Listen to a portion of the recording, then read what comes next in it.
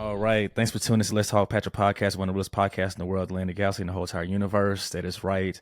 This is your guy, Patrick. I have a special guest. This is one of my guys, man. I went to school with him. I've been knowing him for 20 something years. It's been a long time, almost 30 years. Time is moving. It's We're not going to say how old it's we are. quite a while. We're not going to say how old we are. We're not doing that. But we aging very well, Yeah. pretty much. We are. But this is my guy. Well, speak for yourself, sir. I've hit a few bumps in the road, and You look great. it's been well. I appreciate that. It's not been easy. I'll tell you that. If you would have saw me shoot last year, Yeah. I've been through it. I've been through the ringer with this weight thing and trying to just life. be healthier. Right. Health is Yeah, wealth, man. for sure. This is my guy, David Connor. How's it going there? How's everything going? Good, man. I was thinking about all day today what I was gonna ask you some questions, but I really I didn't really have anything. I did have one question. Okay. Go ahead. And it might be funny to you, I don't know. But when we were in school together, I often remember you would always wear a pair of khakis Yep. and a long sleeve shirt Yes. every single day. And usually it was like a variation of like pinstripes or, horizontal stripes. Was that just your thing or It was my thing, man. because I mean, I remember just Patrick. That's what Patrick wore. Yeah, that was me. I mean, I wore that, or I might wear, baggy clothes was popular at that time. So that was was just my thing. I was wanting to stand out and be myself like I do now. Just be different. Why not? You were real quiet too, man. You were very quiet. You were a very quiet kid. But what's ironic about that is, look at you now. You're very active on social media. You like to do the podcast thing, and I think it's pretty awesome, man. Yeah, man, I done a lot, man. Like martial arts. I took drama. Miss Millsap was my teacher. So those things helped me. I remember Miss Millsap. Yeah, she was cool. Like those things helped me branch out. To be honest with you, and also when I felt comfortable with people, I'll speak. But now I'm like, I talk to any and everybody at this point for real, because this is the lane I'm trying to go into. So it's like, why not? It's incredible, and don't get it twisted. I do watch your videos, and I do pay attention to all the things that you do on Facebook with your working out and your boxing, and I have followed you very closely over the years. Just anytime I get an opportunity, I will check it out. I watched your last video with your sister, which I thought was pretty funny. Yeah. So, it's just one of those things that I like to, pay attention to people from afar and just check out what they're doing with themselves. I work in the restaurant industry, so all I do all day long is talk to people. And when I get home, I like to not do that. I try to just disengage. I don't like to be, they call it being on, and you have two different personalities. You have your on personality and then you're kind of your baseline at home. And it gets exhausting. You do 5 days a week of that, 6 days a week of that. And you get home and you're having to be a parent, and really you just want to just sit on the couch and stare off into space for at least an hour and not have to talk to nobody. Right.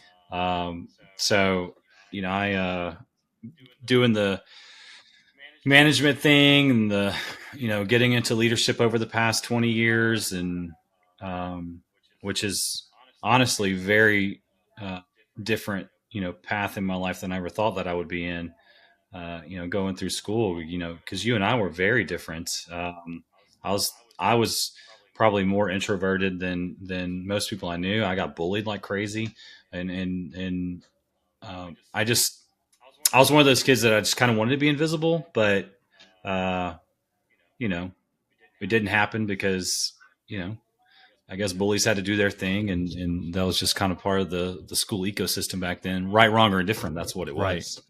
So nowadays I just kind of live vicariously through, some of my old classmates, and people have grown up and done their thing. And I think it's pretty cool. So, yeah, to wrap all of that up, I was just going to say, I think it's, the young man in the khakis and the pinstripe long sleeve shirt to who you are now. I think it's pretty awesome, man.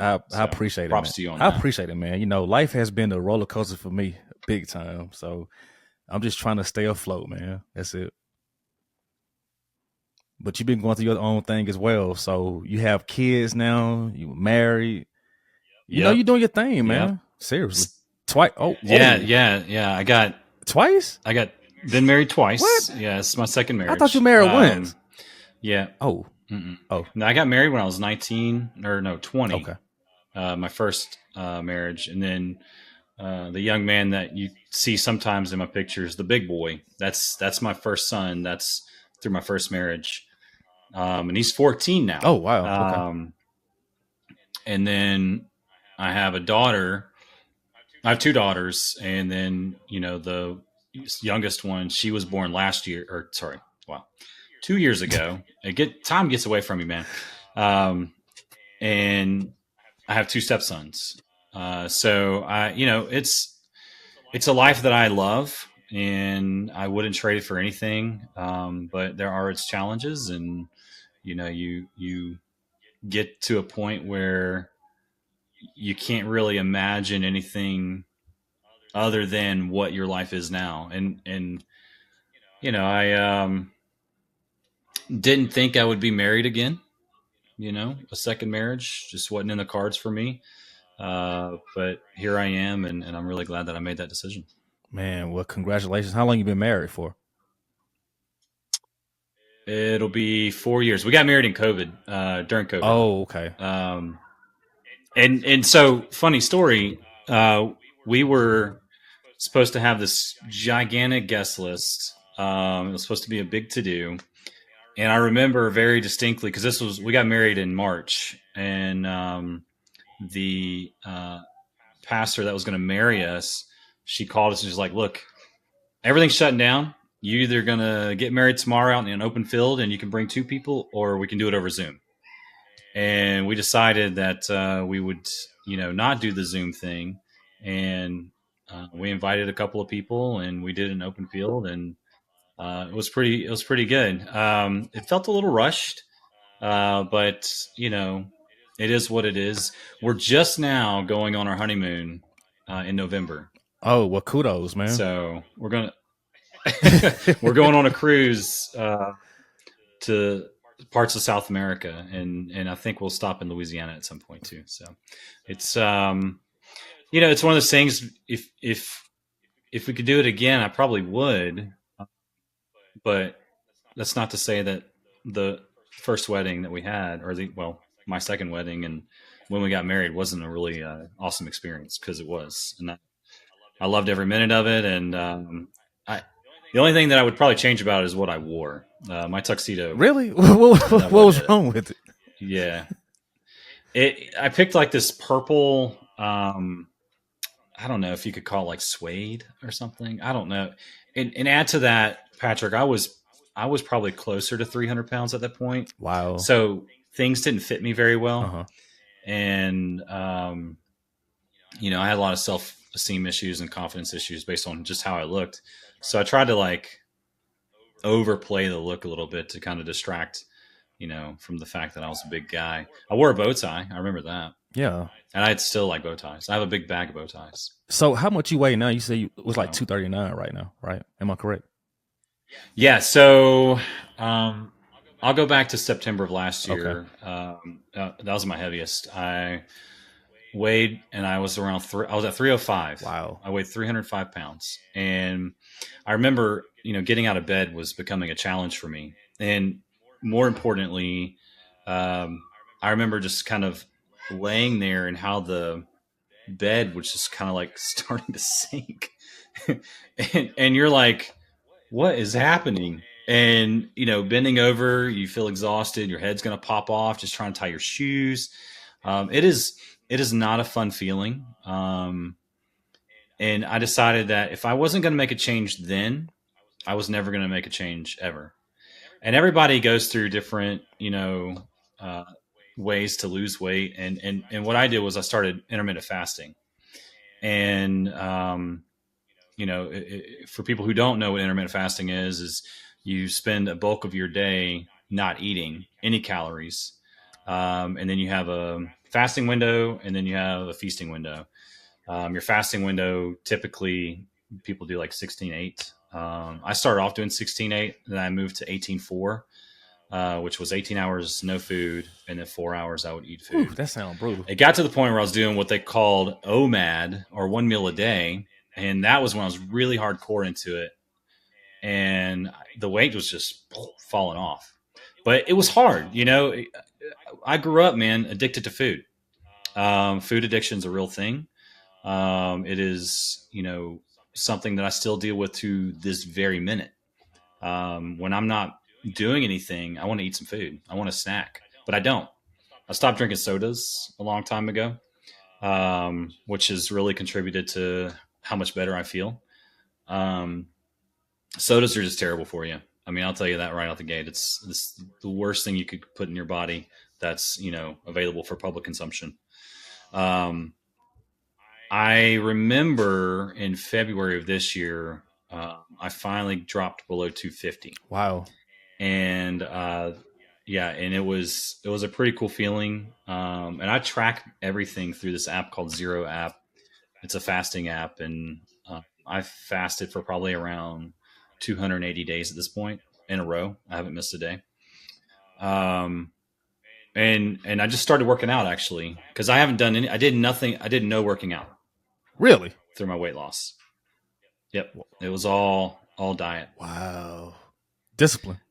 And yeah, that it was hard. And it's, like I said, it still is hard. I guess you could call it like maintenance mode now as far as the way I eat. I still do 16-8, but I don't really, I'll eat a couple meals a day, but again, I still don't drink sodas. I probably drink way more coffee than I should.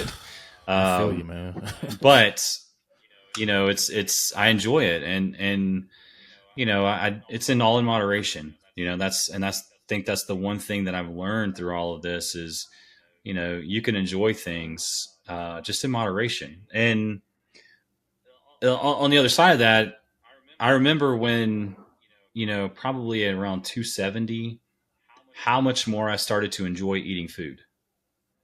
And it's surprising when you give your body time to do its thing, digestive wise, you get an opportunity to think about, hey, what's my next meal going to look like?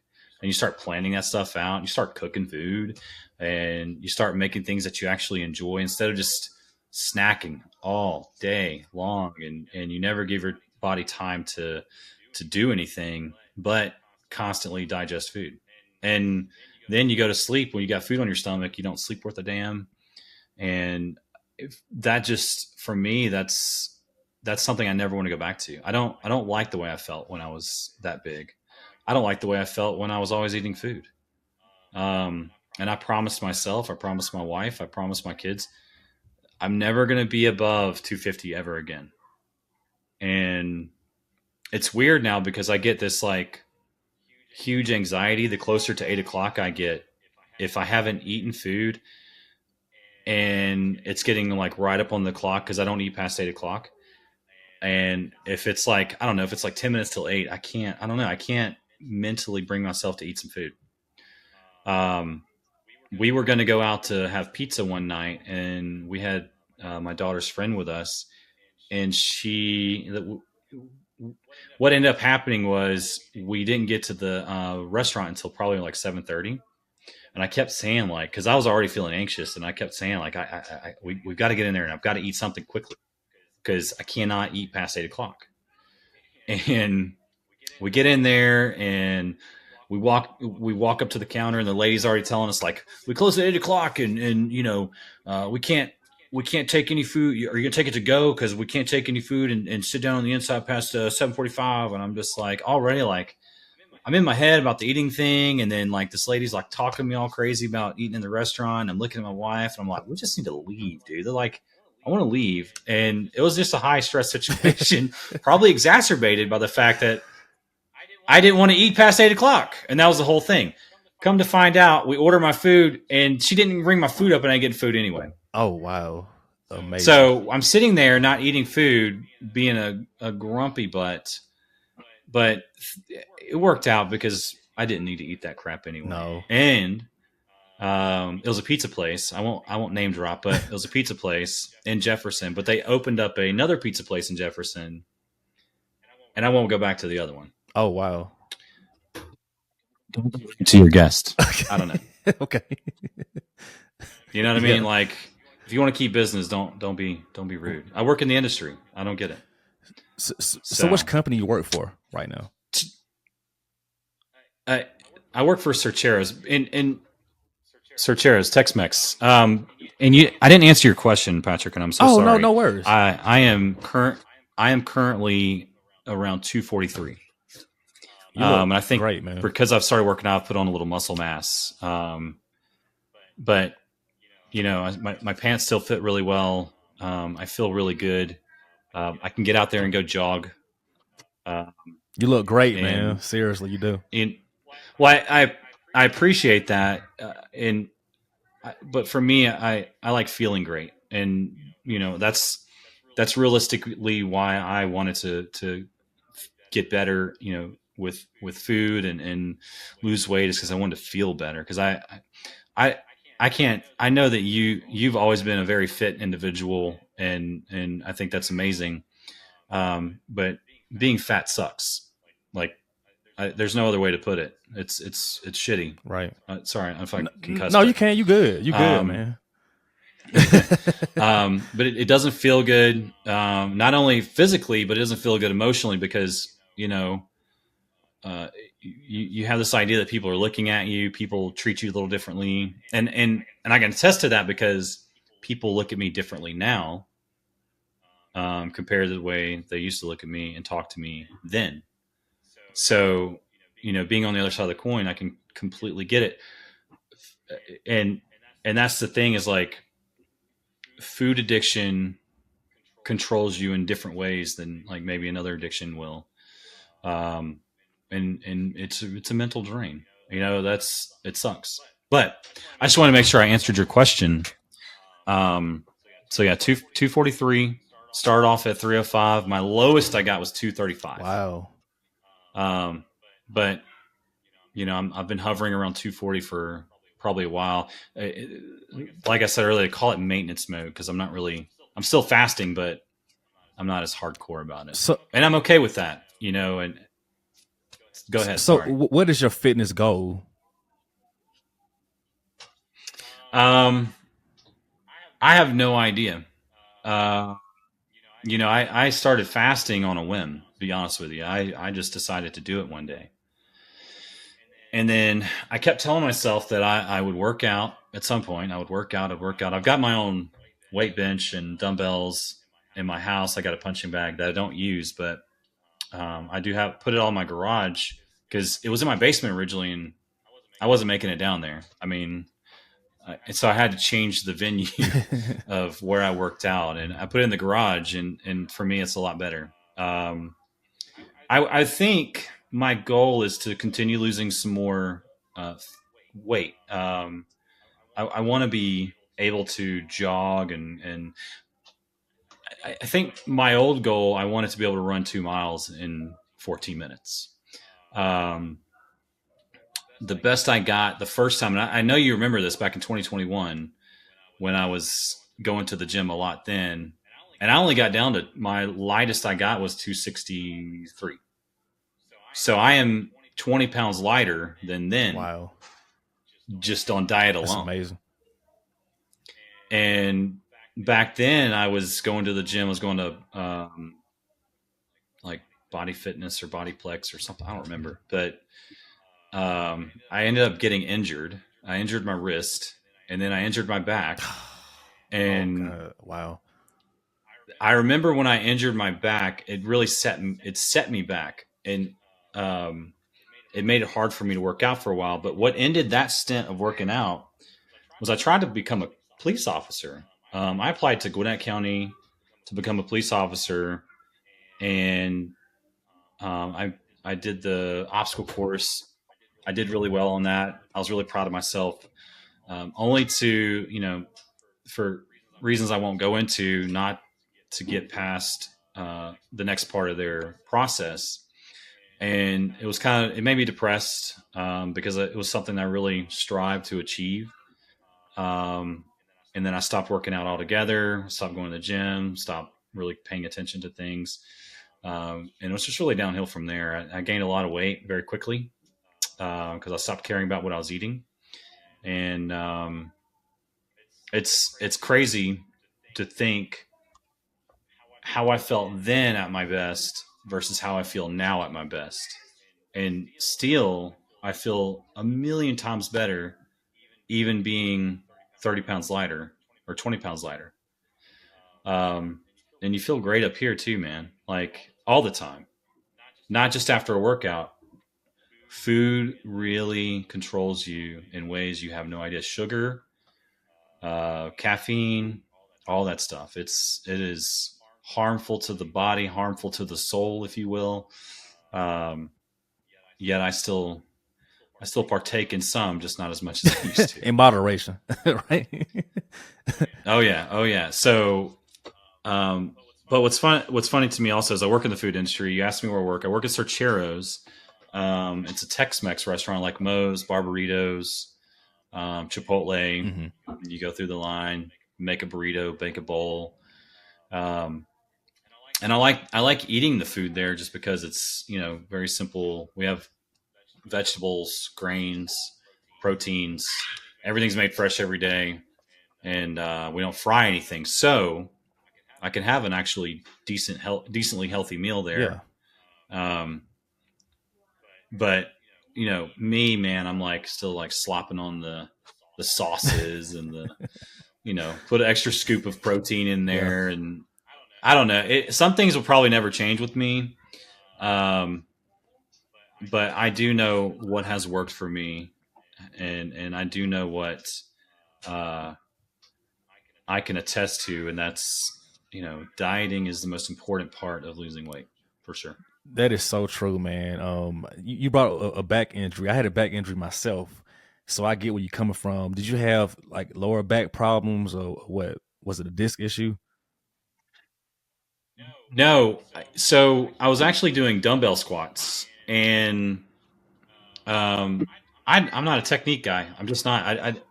I was following this app that was giving me workouts every time I would go to the gym, and I could watch the little animation and do the dumbbell squat. And I remember going down, and then I tried to go back up, and I felt like the most unimaginable pain shoot up on my right side, right from the lower right side of my back.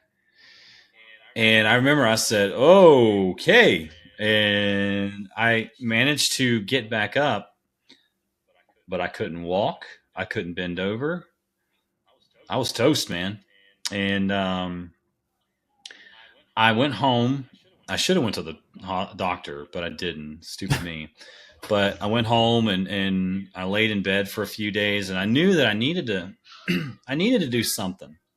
So I would go back to the gym. Not a smart thing to do, but I went back to the gym a few days later, and I was still hurting, but I discovered that I would walk a mile. I could walk just fine at that point, but I was real stiff, and I walk a mile, keep rubbing it, get the blood flow, and I would feel comfortable enough to go do upper body stuff. And eventually I got better. And, but I just remember, I remember how much I need to rethink, how I worked out and listening to your body and not overdoing it. And that was the same thing when I injured my wrist too. I was doing,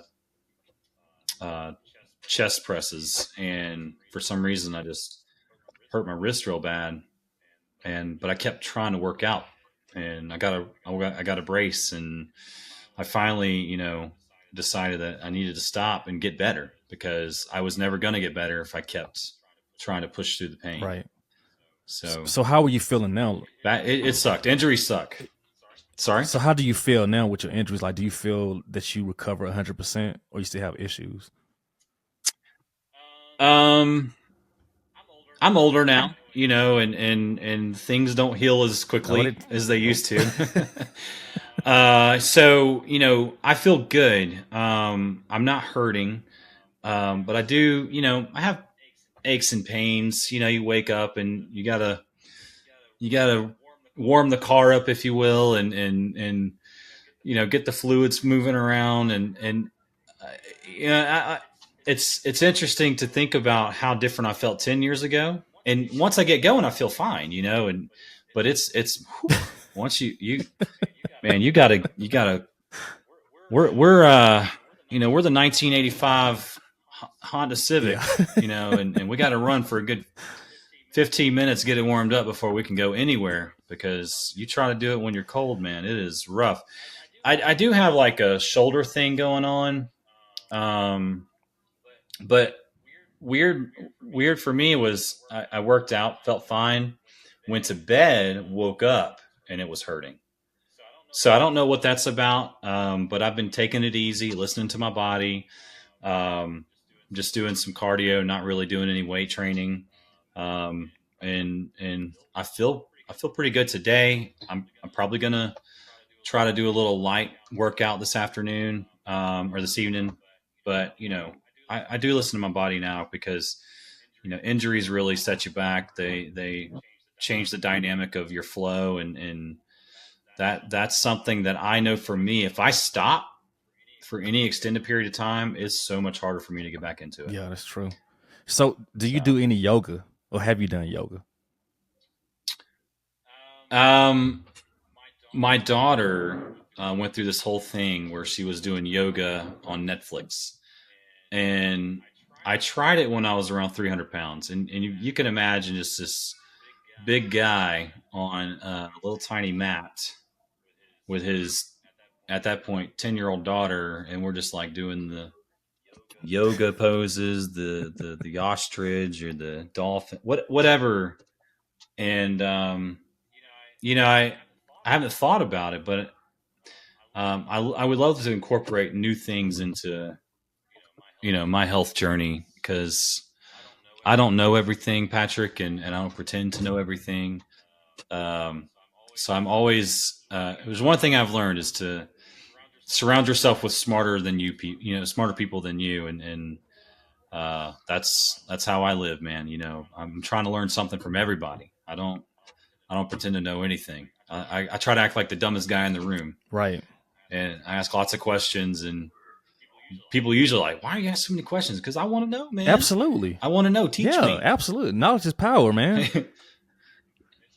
Absolutely, yeah. And that's the one thing people can't take away from you until you probably old and senile, and Yeah, your you're brain is out, gone. out there yelling out in the front yard at nobody. Right.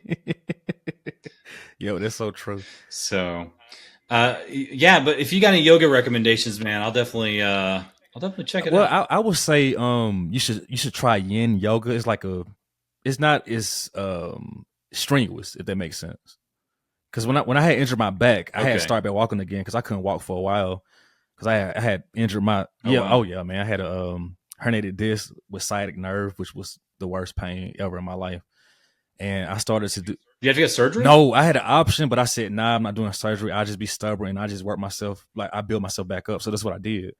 Maintain a Okay. good diet as well, like eat my broccoli, rice, Yeah. drink a lot of water. So what I did, I took yin yoga, so that helped as far as like stretching. But I felt embarrassed because you had all these 80-year-old people that can stretch further than me. I couldn't even bend down to pick up my socks for real. I couldn't even do that. But I know Wow. it was horrible, man. But once I started to do yin yoga, I done cold plunge, the float tank. I done laser therapy. I did all kind of things, and it started to get a lot better. And I go to the chiropractor twice a month. Okay. So I do have a question. You mentioned the cold Yes. plunge. I've toyed around with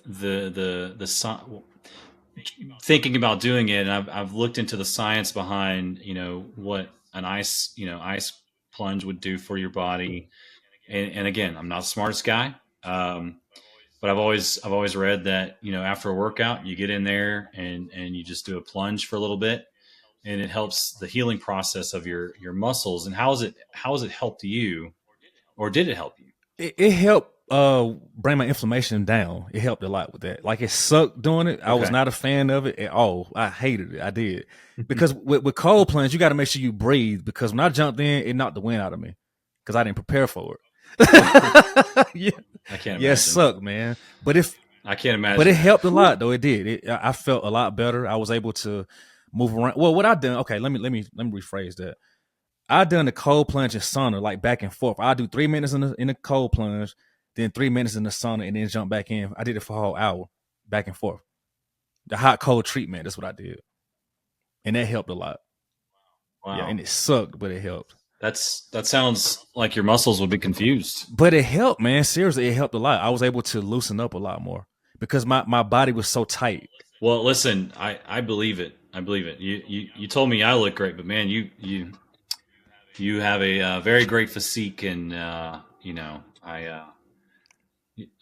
wouldn't say I'm envious, but I wouldn't mind having the visible muscles, man. You look I great. appreciate it, So, man. I could always sit here and strive to be, similar to that. But I might not ever get to that point. I'm okay with that. For me, I just want to be healthy. Um, how's your mental health, man? My mental health has been pretty good. I this podcast helped a lot, like talking about things and talking to people. The Yeah. job that I do, my full time job, I transport elderly people and disabled people. So I talk to them all the time. They help me put things in perspective. You Okay. know what I mean? Like especially with people with injuries and amputees. I hear their life story and it makes me grateful about my life as well, you know? And Yeah. then I had a situation too. My school loans was forgiven because the art school I went to, they committed fraud. Okay. Yeah. Oh Yeah. no. For the past 20 years, man, they committed fraud and I was a victim of it because I went there back in '06. It's not the DeVry, is that, Nah, Art or Institute is it is where I Phoenix, went to or what school was it? out there in Dunwoody.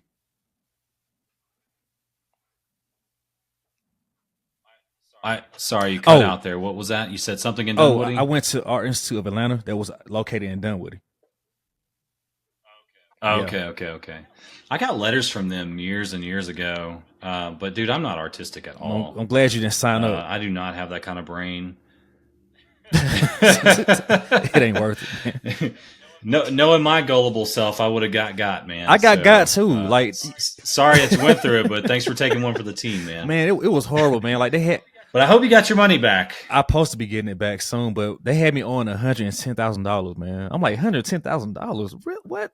I know, and I had dropped out. Yeah, I dropped What? out in '08, man. I ain't even finished. Wow, man, that sucks, man. I'm so sorry about Yeah, I that. know. I mean, I had debt for so many years, man, for real, and things starting to Yeah, lighten up a yeah, little bit now, you know. And it also been in Colorado, man. It's such a different environment, you know what I mean? Different people I meet.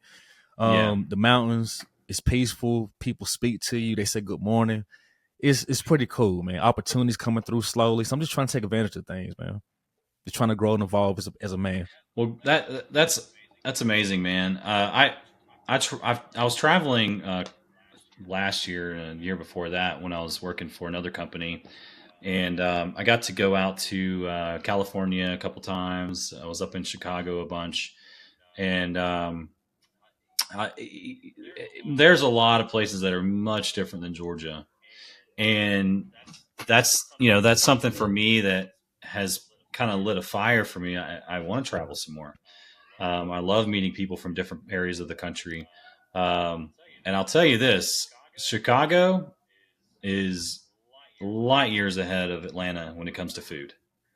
And there are so many phenomenal places to eat in Chicago versus Atlanta, where there's a fast food chain at every intersection, and there's nothing really unique in Atlanta unless you get to Midtown, and even then, it's like a cluster to try to drive around just to find a stinking parking space. So you don't ever really get a chance to experience any of the food, delicious food in Atlanta. But Chicago, man, they got really good Italian. There's this place called the Rosebud where Frank Sinatra used to hang out. Went there. It was really good. Um, and they got the beef sandwiches, man. You cannot go wrong with a. You got to get it extra wet if you ever go out there, and it's delicious, man. It is it's terrible for you, but it's delicious. You got me hungry now. Oh yeah. I can't eat until tomorrow. I started fasting probably around 2:00. Wow, So, I commend you, man. So I drink a lot of this. Okay, I drink a ton that's of good this. for your kidneys, man. I drink a lot of water, man. I drink gallons of water. It's good for your kidneys and your skin. So it's I do put some flavoring in. Okay. I'll tell you this. If I didn't have the water flavoring, I probably wouldn't have done as well as I have with the weight really? loss. Yeah, absolutely. The 0-calorie Mios is what I used to do. They're expensive, so I get like the Kroger brand now. But I was chugging through those things, man. I'd have one in my pocket, had one in my book bag, had one in the car. I'm going to Quick Trip buying one. It was crazy. I was just chugging those things, and I will admit, I replaced the food addiction with trying to just have something that I could taste in my mouth. So I don't. I hate saying this, but I don't believe that I would have lost all the weight if I didn't have flavored water. I don't think that I would have. Damn, that's quite profound. So, yeah, it is a challenge because I know if I know very easily I could slip back into what I was doing last year, which was snacking all day long. But there's a little thing in the back of your head, the image, and I have a picture of myself that I keep on my phone of, something to reflect of how much I've changed. That's motivation, and I use that. It's very much motivation. And I posted one on Facebook. I think you made a comment on it, but where I was standing next to another guy, but that was. You see a lot in the face, your face is big, and back then you don't see it that way though. And now you can, and it's crazy. So, I'll tell you this, growing up, I've always been a big guy. I was a big kid, had access to sodas like you wouldn't believe. Had no support structure.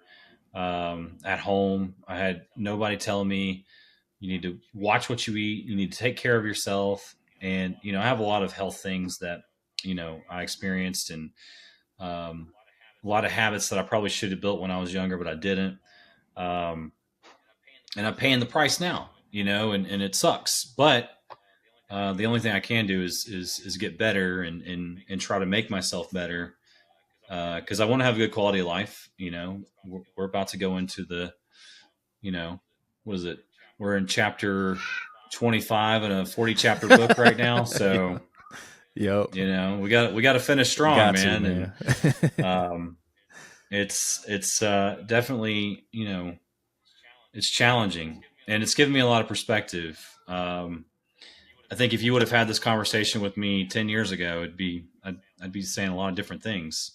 But I also can't be sitting here talking to you about the things that I've done without talking about the human being that I married 4 years ago, which was, my wife, and her name's Diane. But without her, I wouldn't be the person I am today. I wouldn't be taking on the challenges that I take on today. And, that's something that's just, it sits in my mind every day. Thank you so much, for her to be the support that she is, because at one point before I met her, I was pretty much, I was couch hopping, man. I had a kid, and that was not where I wanted to be, and I was in between, moved out of one place, and I didn't have my shit together. As a 30-something-year-old man, did not have my shit together, and it sucked. Wow. So she she saved my life, if you will, but I'll tell you that a lot of the things that the position I was in wasn't really nobody else's fault but my own. I made decisions to get there, so I have to make sure that I'm honest about that. Absolutely. No, I didn't. I don't like to blame anyone for my shortcomings but myself. I made terrible decisions, and I put myself in terrible situations, and it took someone who was far better than I am to wake up, fix your shit. And now that I've got Ellie, my youngest daughter, who is I don't tell this to everybody, but she is probably my favorite right now. She's my favorite.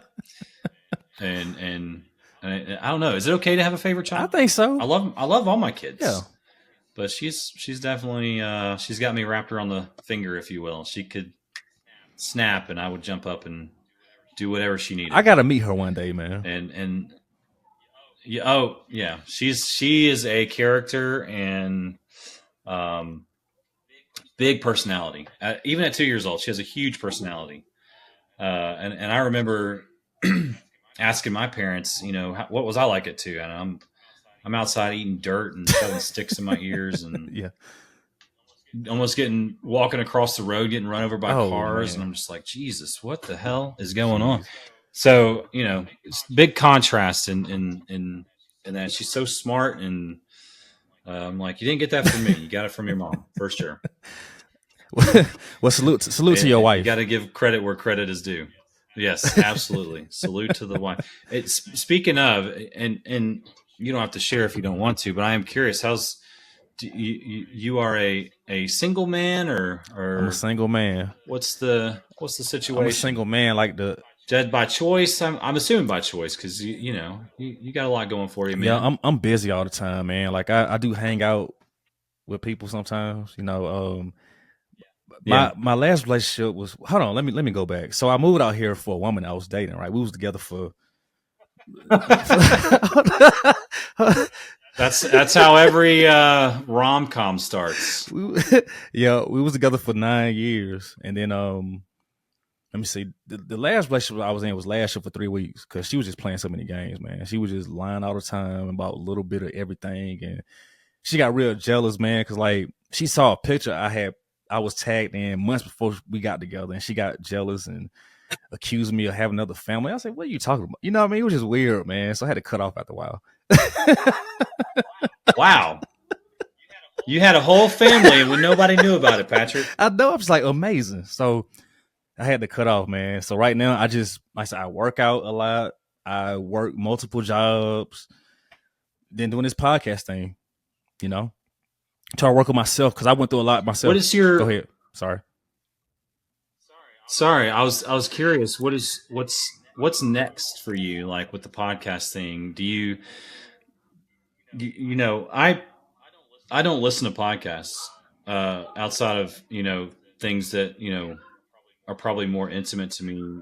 And what I mean by that is people that I know, i.e., you, or I have another friend that does a podcast. I'll listen to them, but I talk to some people and they have like libraries of podcasts that they listen to, and they're like, "Hey, did you hear about this podcast?" I'm like, I have no clue who you're talking about. Right. And then they're very specific genres of podcasts. You've got the rotisserie chicken club that they talk about, various flavors of rotisserie chicken in their podcast.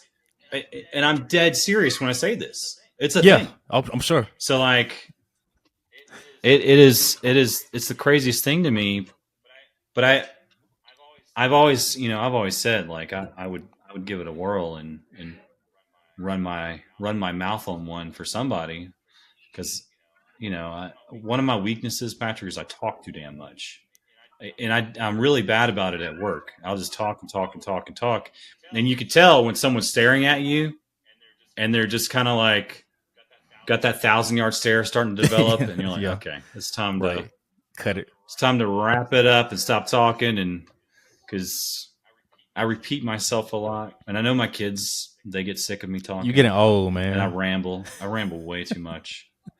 But that's what podcasts are. You're talking. Exactly. So that's, I'm not sure why I never like tried one You myself. should. You should make one. I'm not as creative Nah, like just that. make one. I'm not as creative in my issue. And I've thought a lot about what I would talk about, because I have thought about that. I'm a huge advocate for bullying. Because I experienced that stuff firsthand in my life. So I could talk about that. I could talk about, my experience growing up as a I don't know if you can say abused, but that word that happened. I was growing up through that, experiencing that. I could talk a lot about that. But for me, it's like I don't want to be that guy that glorifies those things, and I don't want to be the guy that puts a purpose other than growth, if you will, behind the things that I talk about. And so I get real nervous about what people may perceive what my actions are, if I'm not doing it for anything but for a personal reason.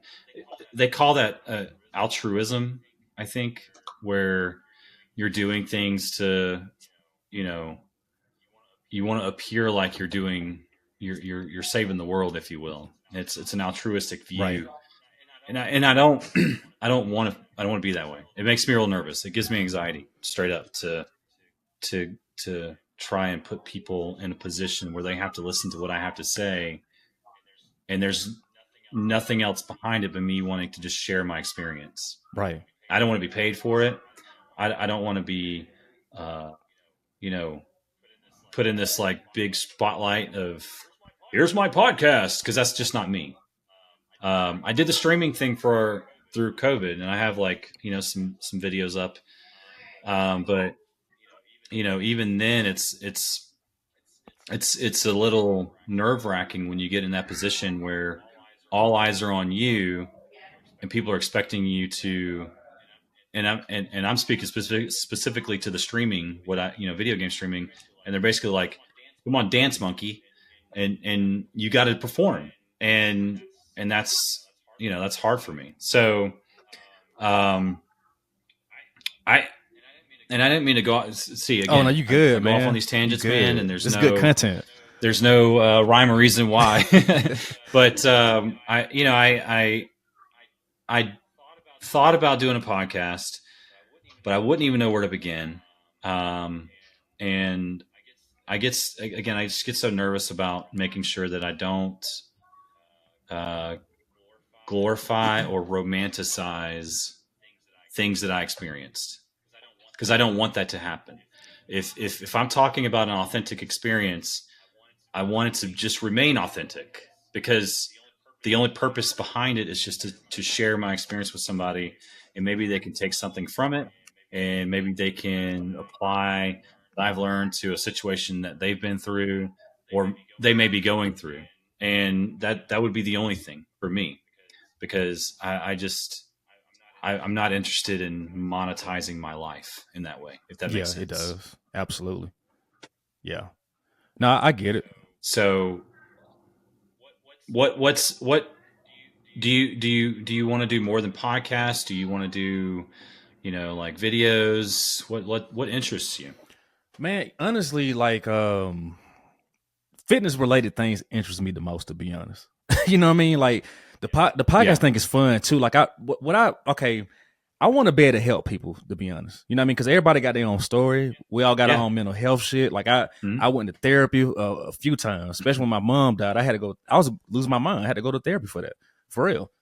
And so I talk about those experiences, not to romanticize it, but just because like that's my experience. Like you're not the only one that going through things. I go through things all the time myself. I just know how to. I guess I know how to put on the mask, if that makes sense. I conduct myself a certain way, and I just keep moving forward. Yeah. That's it. But ideally, I just want to like to help people with this, to be honest. Get people stories out there. Maybe not change the world, because I can't change the world, but maybe I can help some kid out here. They may hear certain things. They may want to they may think about killing themselves. That, you know, I heard the episode. Let me rethink that situation, whatever. I don't know, but It's the butterfly it effect, man. is You know, you don't have to think about changing the world, but right. you know, you may Keep people inspired, man. do the butterfly effect thing, and then that changes the world in It does, itself. man. It's a pretty cool And then also, like concept. I said, the fitness thing, that's something I'm really passionate about, big time, because that's mental health for me. That keeps me sane as well, big Yeah. time. Because my life has been crazy as well. You know, I have my own story, you know, from growing up and even as an adult. I have a lot of crazy stories for sure. Absolutely, I do. But it made me who I am, just like it made you who you are. Absolutely. Yeah. And honestly, I'm still growing. Even in my late 30s, I'm still growing. And I'd like to think that at certain points in my life, I always thought that, okay, then I had it figured out. You know, there was at 27, I was like, oh, I've got to figure it out. I've got it all figured out. And then 33, I've got it all figured out. And then at 36, I had it all figured out. And here I am again, knowing that I don't have it all figured out. And so for me, it's just like growth is an it's forever. Growth is forever. And you don't have to think that you have it all figured out at all times. And for me, that's just my perspective of life. And, you know, I go all the way back to being, you know, 10, 11 years old. And that's when I really start remembering a lot of the things that I experienced as a child. How, you know, my parents raised me, which led to me having a poor relationship with them, which led to me not wanting to have that sort of relationship with my kids, which led to me, you know, wanting to make sure that I paid attention to how I treated my kids, which led to me really having a different perspective on what being a parent is all about. And I used to, and I've gone through things where, you know, in the beginning of my son, I pretty much parented it the same way that I was parented. I was very matter of fact. I mean, I unfortunately, you know, went the route of spanking. Um, and I learned very quickly that that's not parenting. You're not doing anything but teaching them that it's okay to hit people, in my opinion, and teaching kids that, you know, the only way to deal with discipline is you know, punishment by pain. You can't have a child grow and understand through a spanking. So I don't believe in it. I believe in talking to my kids like they're human beings. I don't speak to my children like they're little kids. I don't talk baby talk. I don't, you know, waggle my finger in front of their face. Do I get loud sometimes? Well, yeah, Yeah, I do. But I do also reflect on that, and I do apologize to my kids. I admit that I make mistakes, because that's what I want them to do. You know, I try to model that behavior, and for all intents and purposes, it's working at times. You know, but I can't expect them to be perfect yet, because, you know, they're still kids, and their world is much smaller than ours and than mine, and, you know, and their problems are big to them, but they're different, you know, and because they haven't experienced anything more than, you know, dropping their ice cream on the floor. right, yeah, To them, that's a huge yeah, deal. To them, that's the worst thing they've ever experienced. But, you know, as they get older, they experience things that are even more harsh, and so you got to teach them to be able to cope with that. And, you know, for me, I really try to ride the line of what's a consequence and what's a lesson. And, you know, I also teach good consequences. You know, we talk a lot about lying, and, you know, unfortunately, I'm going through some issues with you know, one of my kids right now regarding that, and that's a huge challenge. And it's teaching me even more about myself as a father, um, who I've had to really have good conversations with other people around me to make sure that, you know, I was making good decisions through you know, what I was experiencing. because it does put you in a place where you feel like you're not doing enough, and you question everything. You question everything you've done ever since the beginning. But that's what leads you to knowing and understanding that the people around you will help you see what all the work you've actually put in to all the changes that you've made. And while it sucks right now, I know that there's a light at the end of the tunnel, and I know that my kids are going to be better for it. And I know, or I hope, that when they are my age and I am my parents' age, that our relationship is great. And that to me that's what I look forward to. I want to have a good relationship with my kids for the rest of my life. And I don't have that as a son. I don't have that as a brother. So I don't want to be in that position when I'm their age, because it sucks. I would love to have a great relationship with my dad and my mom, but I don't. And unfortunately, it's never going to get better, because we have two very different views of the world. And I could go on that's a whole nother podcast. Okay. I was going to ask some questions about that, but I'll say that for another time. Feel free, man. And I don't know how much time you have, but dude, like I said, I am happy to talk about whatever. But if you got a question, please ask. I want to ask you about your son. Like, so how was your dynamic with your son? Like, you guys pretty close? So you said you raised him differently at first. We're very, very close. I love my son very differently than, I love my other kids. We're very in tune, as father and son. I know him, and that's you could sit there and say that somebody, like you're in a romantic relationship with somebody, and you think you know them. Well, to explain the way that I know my son is I know how I could identify him through a crowd of people very easily. I know how he thinks. I know his nuances. I know every bit about who he is better than he knows himself. And it's a little scary because I can tell, like, when he's out of character, right? Like, parents will do this thing where if your kid's going through issues, they go, I thought I knew you.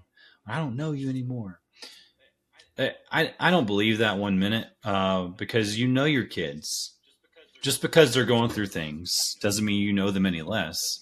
Doesn't mean that who they are is someone that's completely strange to you. It just means they're going through things. And you need to really kind of adjust your view of how you're helping them. And I'm not going to give details, but the things that he's going through right now it's tough, and things that I never thought that my son would ever go through as a teenager. But here we are. And yeah, I could be, real heavy handed about it and beat him down and whatnot, but that's not what I want him to experience. He needs to experience love, and he needs to experience support, so that the next time that he goes through something like this, he trusts that I'm not going to, make his life even harder. And that's something that I didn't have. I didn't have that support. I would go to my parents and say, hey, I'm being bullied in school. And I'm sure you would know the response to that. Well, just ignore them. Well, guess what? You can't do that. No. You can't ignore having your head smacked into a window every day on the school bus. You can't ignore people coming up to you and saying out loud, wow, you stink. You can't ignore that stuff because it follows you around. Mm-hmm. And it's even worse now because of social media, cell phones, all that stuff. It's exacerbated. It's way worse. I was going to ask about because that. If it used to, I could go home, Patrick. I could go home and disconnect from all of that. You can't. It follows you home. It follows you home because of the the cell phone Yeah. thing. And my kids have cell phones, and that's the biggest. I regret giving them cell phones. Knowing what I know now, I regret it wholeheartedly. And there are school systems that are now banning cell phones from schools. I think it's fantastic, and I would support that in a minute. So how do you think kids will be able to take that? It's gonna be hard for them. You know, kids will still figure out a way. They'll figure out a way. If there's one thing that I've learned as a parent, and I'm not sure how what you did as a child, but we were very creative in thinking that we could get away with certain things. We thought that we knew more than our parents, Yeah. and I can tell you without a doubt that my kids think that now. They think that they're smart. They think they're sly. They think they can, hide things from me. But I always tell them, what you think you know, I already knew, and I am 3 steps ahead of you at all times. And the only thing that hasn't changed now is you just haven't gotten caught yet. Right. So that's the difference, and that last word, yet. Yeah. You haven't got caught yet. You will get caught, it just hasn't happened yet. So, the cell phone thing from schools, man, I think it's long past due. It has been nothing but detrimental. And even now, we don't know the side effects of long-term, cell phone use from kids getting cell phones at the age of like 5. I didn't get a phone until I was in my 20s. I did not have a phone until I was in my 20s. And, my kids have had phones since they were 10, 8, 9. And I have to keep high guardrails up, because if I don't, they get carried away with it. And it doesn't matter what I say to them. It happens every stinking time. And so I know that I have to be the one controlling that. Their phones shut off at 8 o'clock at night. They are not allowed to watch TikTok. They're not allowed to watch YouTube Shorts. They're not allowed to go on any kind of crazy websites. And it's all very protected. And we don't do social media. They're not allowed to have social media. That is so smart, man. Because that stuff is just brain rot. It's toxic. Very toxic. But still, my daughter thinks she can get on TikTok and I don't find out about it. Man, come on now. Who are you trying to joke around with? Like, because they make mistakes, man. Yeah. And eventually it catches up to them and they get caught. But yeah, man, cell phones are going to be the end of the human population, in my opinion. I think so too. It fucks with the human connection, if that makes sense. Very, very much so. Because it's not authentic anymore, right? Like, do you remember you go home from school for the summer, and you would have a whole new life over the summer, and you'd come back, and you've grown like 6 inches. You got a beard now. Your voice has dropped an octave, and you're hey, how'd the summer go? What'd you do for summer? Now, man, everybody knows what you're doing 24/7. Oh my God, yeah, that's so true. And there's no time to there's no time to greet people anymore. There's no catching up. And I teach my kids that all the time. You should spend time to catch up. Well, I already knew. I already know what's going on. Well, because you're on this thing all the time. You're texting somebody, and that was the thing with my oldest son. He had a relationship with this girl, and dude, from the moment that he woke up to the moment that he went to bed, oh man, all day long talking, and you become a junkie. You become addicted to that stuff, and you can't figure out how to function without that person. Mm-hmm. And I'm guilty of that. Oh yeah, as well. Me too. Earlier in my 20s, when I went through my first divorce, man, I was so addicted to chatting it up on my cell phone with various people. Right. And you you experience withdrawals when you're not doing it. It's It weird. is. And so I very much try to keep my phone on silent. I don't really engage with it unless if I'm stopping something, stopping what I'm doing.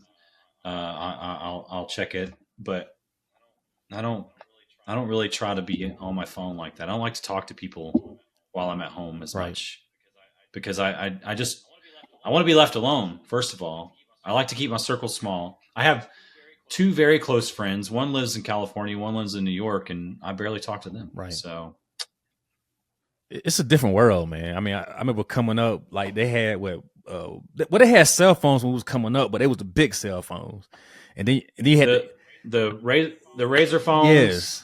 I remember that's what I And then remember. they had the Razor beepers, remember phones. pagers and stuff. They had those and pay phones. Yep. It was a different day and age, but it's like now, Yep. Calling cards. yeah, you know what I mean. But now it's just different. Like you got the whole world on just this small device. Yep. So I don't know, man. And I think Yep.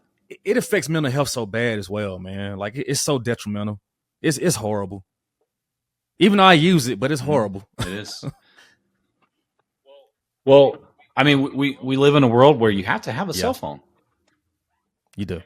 Everything you do is through your phone. Right. I pay my bills through my phone. I work through my phone. I mean, it's how I stay engaged with my kids through my phone when I'm not at the house. All my security stuff for my house is on my phone. My alarm. I mean, if I didn't have my phone, like 90% of my life would be gone. That's crazy, man. I mean, it's not a bad thing, but it's wild. Like, This is crazy. It is very crazy. But and that's something that I remember as a kid, being outside playing with friends. You stayed out till like 8-9 o'clock at night, and you went home, and then you would reconnect with your friends the next day. You didn't go home and start texting them and anything like that. And the other part of it was the element of surprise. I kind of enjoyed the idea that you didn't know what you're going to get into that day. It was a mystique. You're going to go outside and, hey, Patrick, how's it going, man? What are we going to do today? We're not already like making plans for the next day that night. I think that is something else that's gone. There's no discovery in the world because we have everything at our fingertips. And for me, that's something I definitely miss is the idea that we didn't know what we were going to do for that day, and we discovered it as we went along, and we learned things.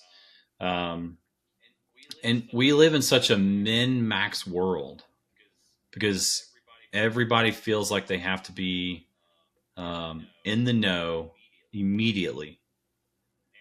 And I don't like to operate that way. And I'll go for a while and I'll open my phone and there's like 90 notifications. And I'm like, all right, this is good. This is bad. This is good. Okay. Don't care about the rest. And then you have people who are just like all day long, just connected, answering emails, answering text messages, talking to people, social media, blah, blah, blah, blah, blah. And I can't live that way. And I don't know that I don't know what's next for us as a society, but I know it ain't good, man. I know whatever's next is not good, and we are on the brink of self-destruct. I think so too. And then you got the whole AI thing as well that's becoming more sophisticated. Well, that I fall in the bucket of there are some really beneficial tools out there. And I'll give you an example. I like to work with spreadsheets. AI has made doing a lot of, things that I do on spreadsheets just easy, a snap. And, then there are people who, they have their perception of AI of it could be on the cusp of controlling the world and it's going to take over, and we're not going to be, in control of it much longer. And I'm of the opinion that we're pretty far off from something crazy like that happening. But I will say that where we're kind of at right now is the job market isn't being impacted as well. I'd probably say in the next 5 or so years, and this is just from me reading, that there are a lot of jobs that are going to be no longer needed by people because AI can do it. And it sucks to say that out loud. And I've had conversations with people who are like, yeah, it's going to be fine. People always find new things to do, but at what point do we run out of things that we're going to be able to do? And at some point, we're going to have basic universal income just to survive, because there are no jobs available. And I'm not opposed to stuff like that, but we're in a very right now society. Everything's happening right now, and companies are only caring about right now and probably 3 months out, and that's it. There's no long-term thinking. There's no thinking about the detrimental side effects of AI and any other, geopolitical issue that we're experiencing. And that's just, it's a hard thing to talk about too, because people have very strong opinions, and they're, having a discussion with it's really, they they say their piece, and they Right. tell you if you don't like it, you can stick it somewhere, and that's not productive. So that's in by and large, that's how companies want it to be. They don't want you to notice what they're doing. So we're fighting each other, and that's just, it sucks, And one thing that I learned over COVID, man, is we have the control. We really do. As a human society, we do. But the government and corporations have done such a great job of keeping us distracted with nice things like TVs and stuff that don't really mean a hill of beans in the big grand scheme of things, and keeping us fighting at each other over nonsense. Exactly. For us to really focus on the things that matter. I agree. But and I'm a political guy. But I'm more involved in local politics, because those are things that affect me now and right now. But even that's starting to really get kind of janky. You got a lot of people who have they don't want to change their mind, and they don't want to grow. They don't want to think about the things that they're doing or saying. Taking in power, they're getting into a position of power, and that's a little bit scary for me as a father, because policies that are being written now by these individuals are going to impact my kids as they get older. And so I don't really know where I was going with that, but I'll say that cell phones and everything else that we have that are nice and shiny and cool looking, they're just a big giant distraction for what's most important. Yeah. And that's interpersonal relationships and discovery, and looking forward to the future. And none of those things, in my opinion, are things that we have the way that we used to. So it makes plenty of sense to me as to why you see a lot of kids who are just acting the way that they act now. And I know that every generation says that. They do. These kids are crazy, and then we grow up and our kids are crazy. But what I mean by that is just how they react to situations, and how their social skills are, and how hard it is for them to be in school, and how well they can write and speak and just basic English, and there are like language arts teachers that say that students have such poor writing skills now, even all the way into 7th and 8th grade, because they text all day long, and texting autocorrects everything for you. And so you don't think about it. You don't have to really think about that anymore.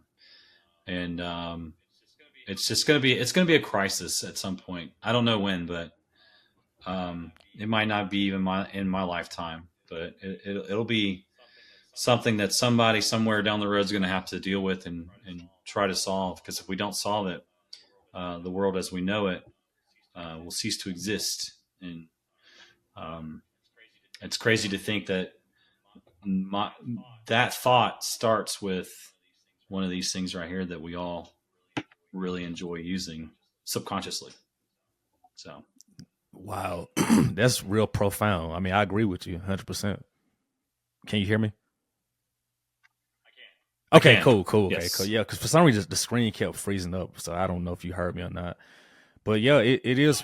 No, yeah, you got the same thing too on this end, on your end. I mean, no. You've been good all the oh, way through, okay. man. For some reason, your side just be freezing sometimes. I don't know why, but nah, it is. Maybe it's my internet. I don't know. I've had some internet issues the past couple of days. Okay. So it might be my apologies about man, that. You good. It is what it is, man. But nah, it is pretty scary. And I got to admit, my handwriting has suffered in the past 20 years, man, for real. Because I got so used to this typing too. I wasn't born doing that. Yep. But now that's what I do. And my handwriting is suck. Yeah. It's horrible now. I'm embarrassed, man. Well, you could be like me, and I've never had good handwriting. Like, it's always been atrocious. So, I maybe the leg up for me, but I do write a lot. But I also text a lot and I type a lot too. But I could see that could be challenging for people who don't write, but maybe once or twice. What's the last time you wrote something? A check 2 years ago? That's yeah. That's how some people are. They don't write at all. They don't at all. And we don't write checks. No, we don't do that either. I ain't wrote a check in so long. It's been some years since I wrote a check. Yeah. I have a blank check that I keep on my desk in case I need my bank account information. That's really the only reason I have it. Yeah, and see, kids don't know how to do that either. Write a check. They don't. Well, they don't need to. They don't need to. You don't. There's a lot of things you don't need to do anymore. Think about it. What if it's still a practical issue that. But what if technology was to crash one day, right?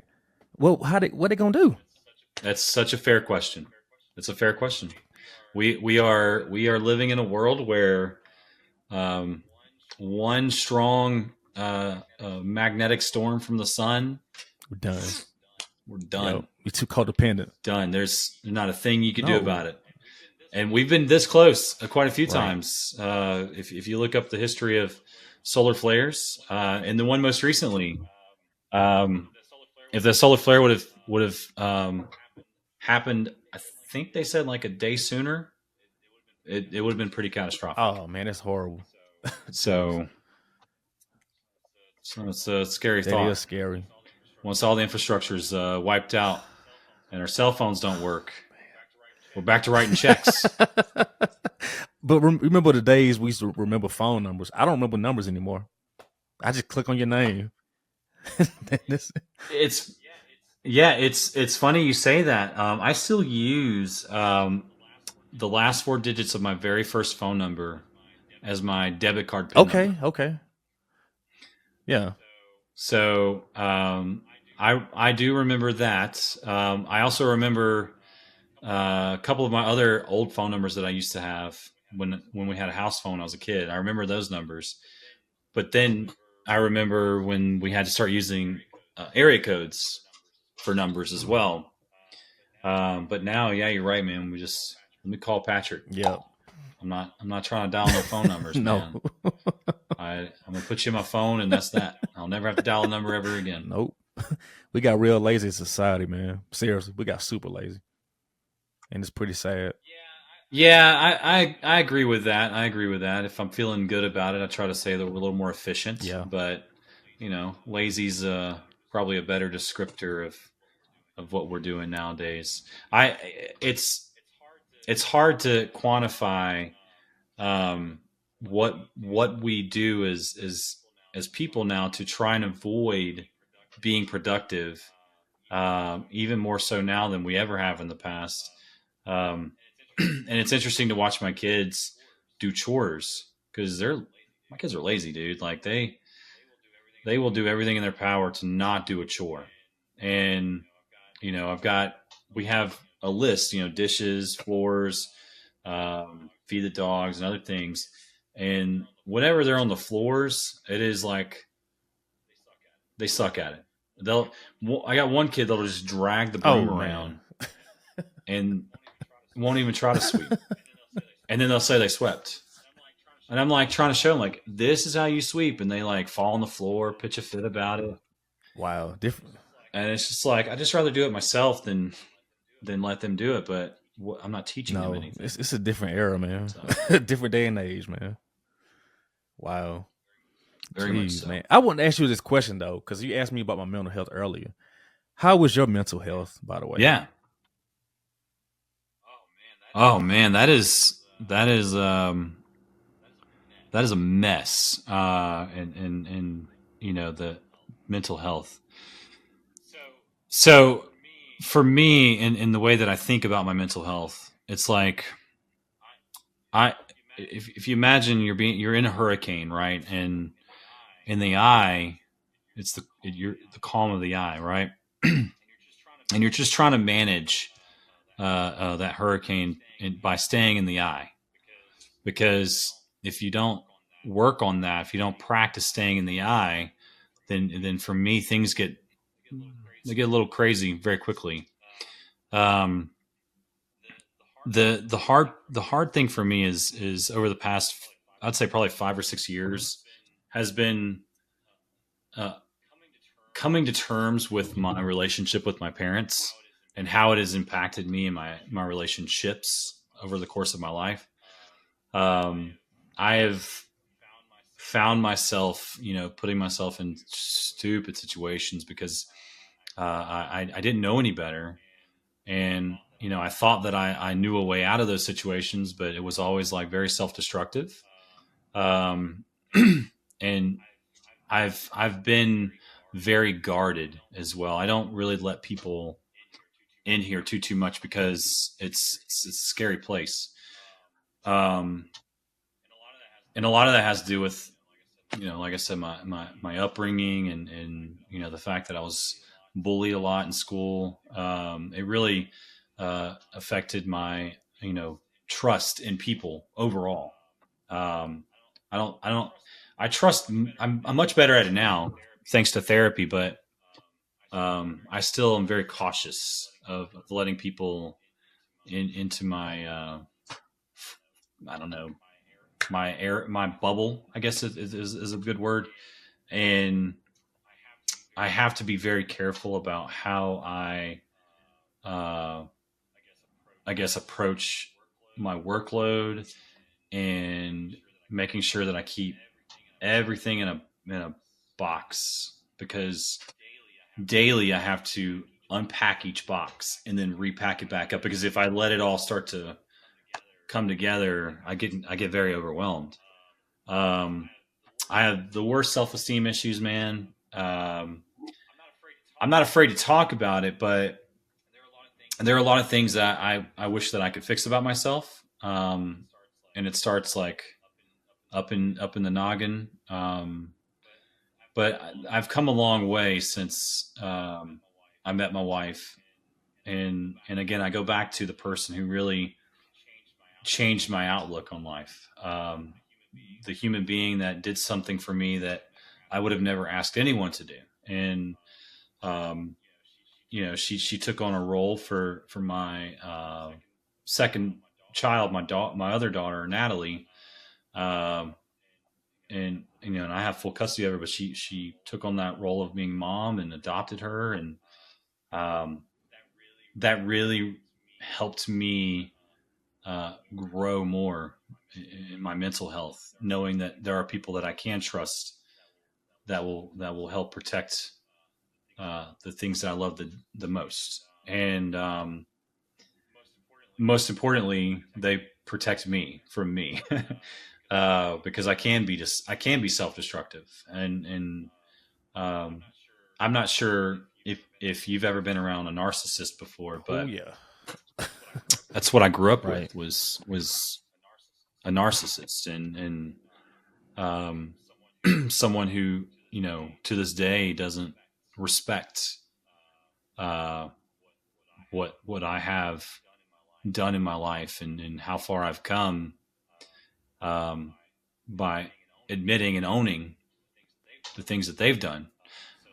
So that's something that I also battle with in my head, because I can sit here and tell you that I don't care, and I outwardly I don't, but inwardly, I would love to put a close, a, a, a bow on that at some point. But I'm also prepared for that to not happen as well, and um, that's something I don't want for anybody else. Uh, I've I've had my bouts of suicidal thoughts, and um, I've been down that road more than I can count. But I I'm much better now, and losing the weight that I've lost has made it even better. And there are a few other things I'd love to fix about myself, but time will get there, and I want to go back to therapy again, and unpack more things of my past.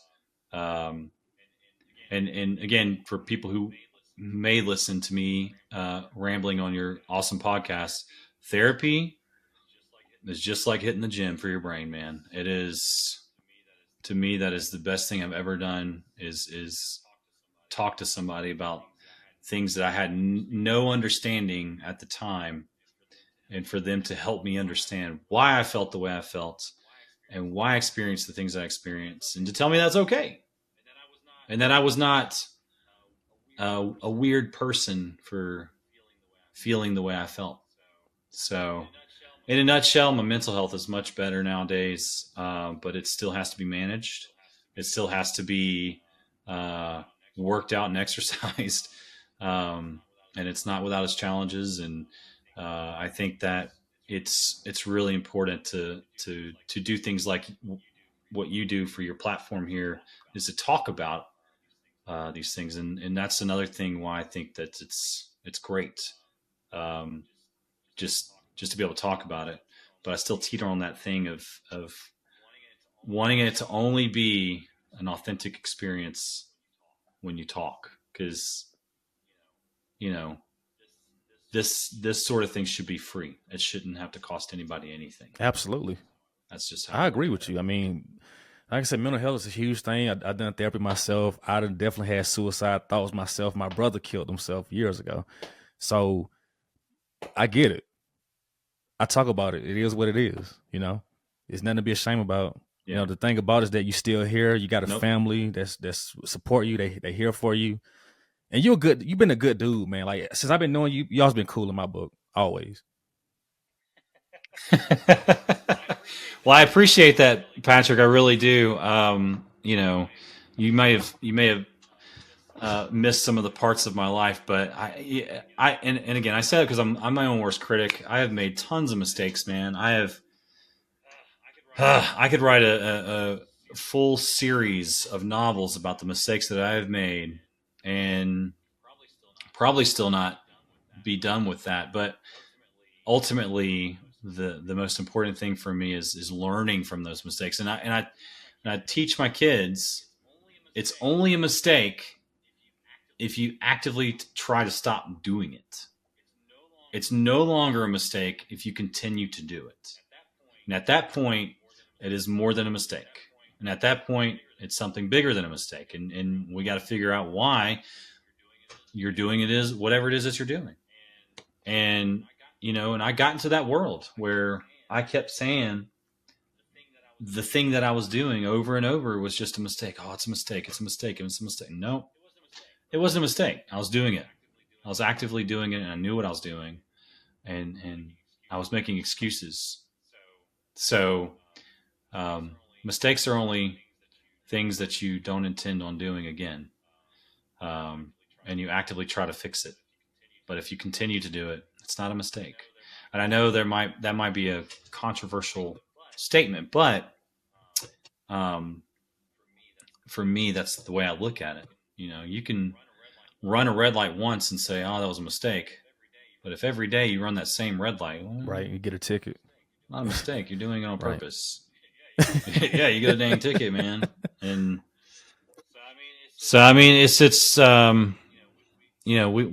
we teeter on the edge of falling off that proverbial mental health cliff, or at least I do. But I always try to make sure that I work the brain out and do uh, that I make good decisions, and I don't put people in the path of destruction because I don't want people to experience what I've experienced. Mm-mm. So and I've got to be a good dad, right? Like I don't know what that means. I could tell you what I think being a good dad means, but I tell my kids all the time, I just want them to be better than me. I want them to be more successful than me. Nothing would make me happier. I try to give them the tools to make good decisions in life.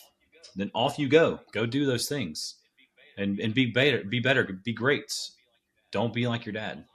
I was a high school dropout. Right. I dropped out of high school in 2003, Right. and I tried to come back, and I dropped out twice. You're looking at the 2-time high school dropout, but I did get my GED, and and I'm proud of that. But I want my kids to do better. I want them to graduate high school, and I want them to do what they want to do with their lives. They don't have to go to No. college, but chase your dreams and be excited about it. And I know that's challenging. I know life is hard, and I don't expect them to wake up one day and they're making, bukus of money. But success is very subjective, right? Like what's successful to you may not be successful to somebody else. And so I always tell them also define your own success. What does it look like to you? Don't worry about what someone else is doing. Don't let yourself get in front of yourself, because if you do, you're never going to understand what success means to you. Right. And I sit here in front of you, man, and I don't know what success looks like for me. I'm still working, and I have this idea in my head of what I want to do when I grow up. But the hard part for me to admit to anyone is I am not where I thought I would be. I'm not, and I'm not the human that I thought I would be. I'm not as successful as I thought I would be. Um, but I have lots of ideas in my head, and I've grown, and I want to share my knowledge with other people, and and maybe one day I'll get the platform to do that. But um, until then, I'm just going to keep working. Hey, you're doing a good job, man. Seriously, you made a huge transformation, and just keep it up. So let me ask you this question: um, What would you tell your 18-year-old self? And do you feel like you have more patience now as an older man and a father? Uh, Man, 18. What was I even doing when I was 18? I was working at Waffle House. I was working third shift at a Waffle House in Athens, South Millage. And it's funny because you become kind of a product of your surroundings sometimes. And, the idea that I thought I was a cool guy back then, it's so crazy. If I had anything to tell myself, I would tell myself to settle the fuck down. Like you don't have to be this person that you're pretending to be. It's doesn't lead anywhere. It doesn't get you anything. It's not cool. And also take better care of your health. That'd be the other thing, because you got to build those habits sooner than later, and eventually you get to be 38 years old, and you got a lot more to do than you really should have if you just taken the time. But yeah, settle down, learn, and stop being so damn stubborn and learn. Listen, just listen. Stop talking and listen. And there'll be plenty of time to talk. But I was 18 and I needed to listen and I didn't. And the other thing, patience. I do have more patience. I don't know if you know this about me, but I'm a huge gamer. I'm a big nerd. I love gaming. It's a big part of my personality. And I probably incorporate gaming into every day of my life if I could. And I could tell you, probably like 10 years ago or so, maybe even 5 years ago, I was really competitive. And I had very little patience because of that. And it's such a funny question to ask me if my patience was better now than it was a young man. My patience sucked even 5 years ago. Like I was very quick to get upset. But I often think about that and I learned how to stop caring so much about the most unimportant things in the world. I don't competitive game anymore because A, I can't keep up, and B, I never liked the way it made me feel because I couldn't ever be where I wanted to be. And so there was no point. And once I let all of that go, once I let the ego go, the patience skyrocketed. And I'm much more patient now because I'm patient with myself and I don't get upset. Do I have my days? Yeah. Driving, I'm probably still pretty bad. Especially if I'm in the car by myself. I have a dash cam, man, and if you you heard some of the things I'd be saying to folks. It's bad, but and I feel safe in doing that because nobody can hear me, and I'm one of those guys that self monologues in the car too. I talk. Oh, me too, all the time. And I like to lay out these elaborate things that I like to talk about, and you ever do those things where you're like you replay a situation in your head, or you're playing a situation that's about to happen, and you're like, this is what I'm going to do, this is what I'm going to say, this is how it's going to go down, and it's funny because it never plays out like that. Not one time do you get brazen enough that as much as you're talking all that smack in the car by yourself, you go and yes, ma'am. I'm so sorry. Yes, ma'am. My apologies. What can I do for you? And 10 minutes ago, you're like, no, this is how it's about to be. This is what I'm about to tell you. I'm about to knock you out.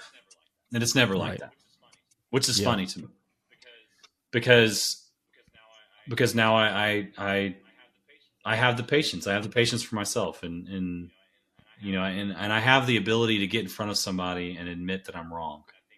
And I think that also helps my patience as well. And being in the industry that I'm in, man, it's tough. You got a lot of people with a lot of damn opinions, and everybody wants to express that opinion. Yeah. Well, my fries were cold, and you should have did this, and okay, here's you some more fries. I'm sorry. I hope your day gets better. And what I've learned through that, Patrick, is people they don't like that. They want a little confrontation. They come in there and they're pissed off about their fries because earlier in the day their spouse got mad at them for something stupid and they got to go and take it out on somebody else. Yep, that's facts. And when you don't give them that, man, they don't handle that very well either. And that's another thing is I don't care as much. And I don't know if that's a good thing or a bad thing, but I don't care as much. And I can give you an example of what I mean by I don't care as much. And I'll do it in the realm of my restaurant world. You've got things going on around you, and you're working with coworkers, and especially when it comes to food, and someone makes a mistake. And too often you see this scenario play out where someone goes up to so-and-so and says, hey, did you forget so-and-so's French fries? Well, why'd you do that? Stop right there. Who the fuck cares why they did it? Just get the fries, hand it to the customer, and move on with your life. It doesn't have to be. It doesn't have to be this big to do. It doesn't have to be talked out. It doesn't. It doesn't. None of that has to happen. And when I realized that, because I used to be that guy, but when I realized that, everything else became easier. I became more patient, and I just stopped caring about stupid stuff.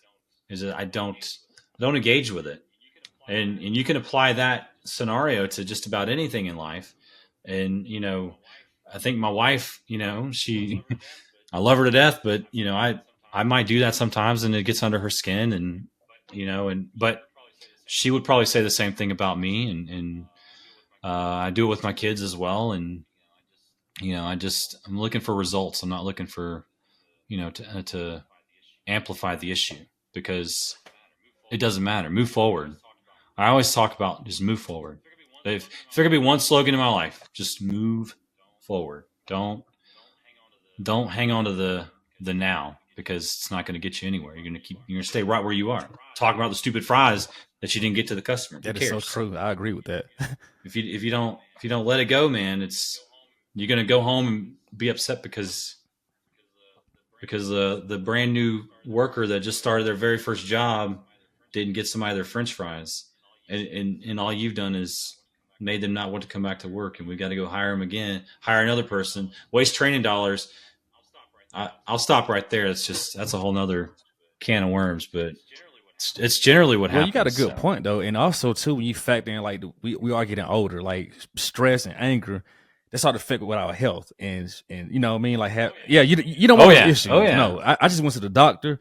Everything was good on my end because I'm nonchalant. I don't let things bother me as much anymore. I don't. Like after what I went through and all the death I've been around, I'm just like, man, I appreciate living. I'm just glad to be alive, man. I'm glad to be able to walk around, my back stuff. I'm glad I can drive again. You know what I mean? Like I'm really appreciative. Seriously. That's awesome, man. Yeah, that's great. I will say my industry's probably knocked a few years off of my life. But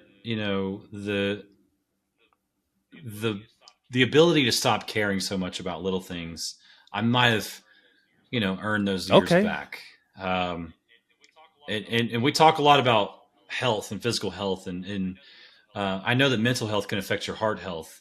I wear a smartwatch pretty often, and this may not be a thing for you, but for me, my heart rate when I was heavier and stressed out all the time was pretty high, dude. Like way higher than it should be. And now I'm at a normal BPM, and I attribute that to, my mental health and my ability to stop caring so much, and also losing the weight. And I think it's a total package thing. I used to joke all the time at my heaviest, probably gonna drop dead any moment from how big I am and how exhausted I am. Like, be ready, guys, because it's coming. And internally, I was scared to death. So, I needed to do something, and fortunately, I've been able to do it. Not to backtrack, but all this stuff is a full circle for me. Mental health, patience, the ability to not care as much, dropping the ego.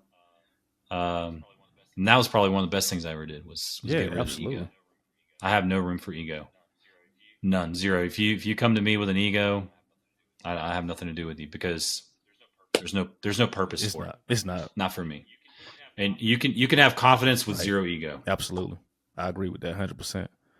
Well, we got to do a part 2 real soon, man. Like this been a real good. Yeah, man. I'd definitely be fun, man. This been a good sit down, and it's been really good to catch up with you to see what was going on. Because I saw a few things you posted, but yeah, you went through a lot, man. I can tell in retrospect you went through a lot of shit, even as kids. I can see that now, But like I say, for me, you always been cool to me. I mean, I never had no issues with you. So, well, I never tried to have issues with anybody, man. And and I would say the same, for you. Just I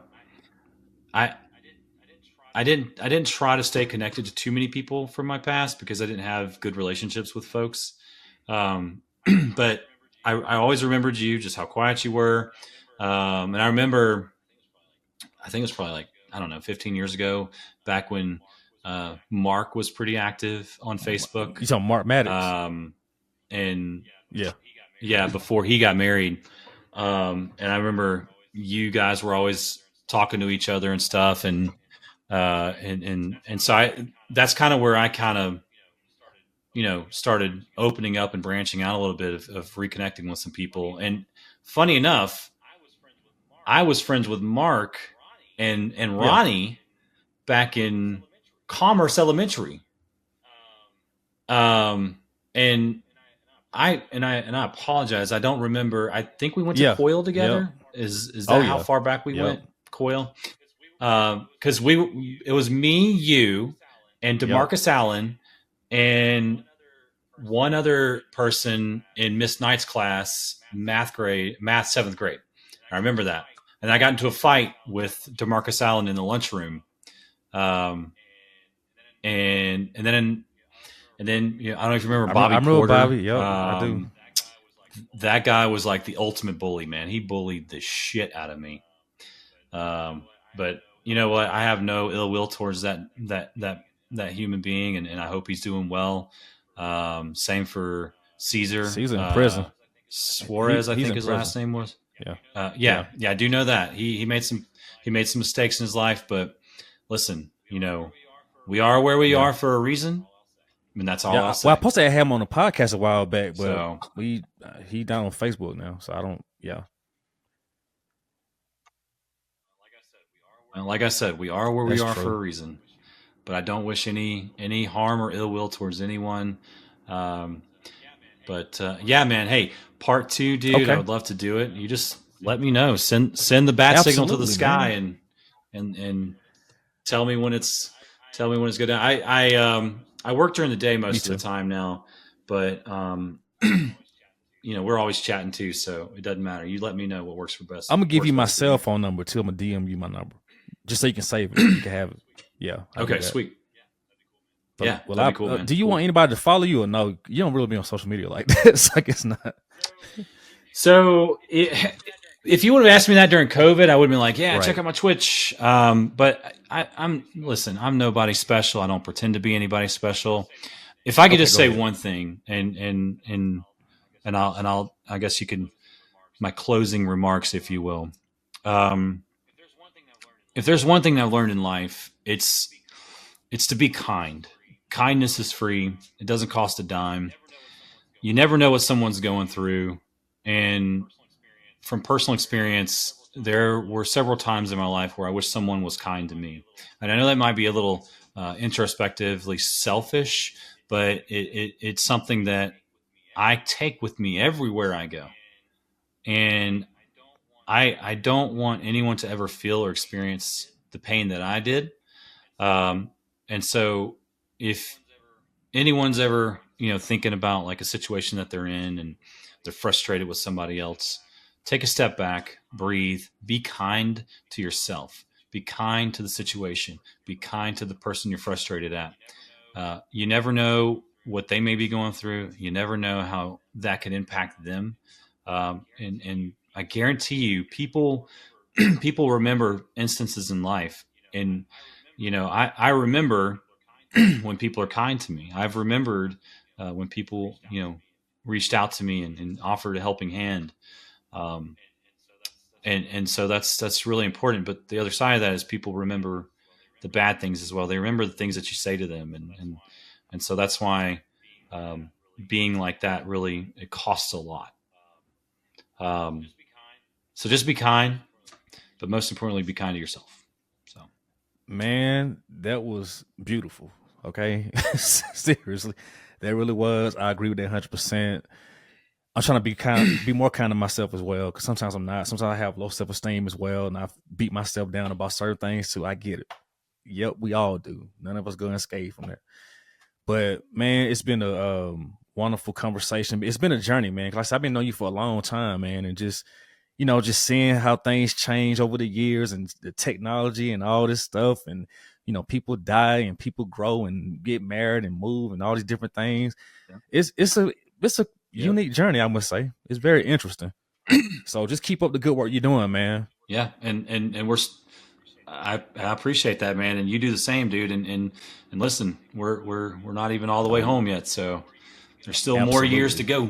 You already know. Indeed. Yep. So keep it up, man. I think you're doing a great job, with your kids, your wife. Congratulations once again to your marriage, your second marriage.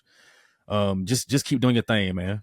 You know what I mean? Like, for real, keep doing your thing. Absolutely, I appreciate man. that. For Thank real, like, so I'm really proud of you, man. Yeah, I appreciate that. Thank you. You could be out there on drugs and all kind of stuff like other people. You're not doing that. You're at home with your kids. You could. I could. Any of us could be like that. But you out here with your kids. You working. You got a wife. You're doing good, man. Seriously, man. Seriously. It may not look like all that to you, but it's huge. That, man. Well, Patrick, thank you so much, man. I really appreciate you having me on, and I look forward to chatting with you very soon, man. All right, stay tuned in for the next episode. All right, peace.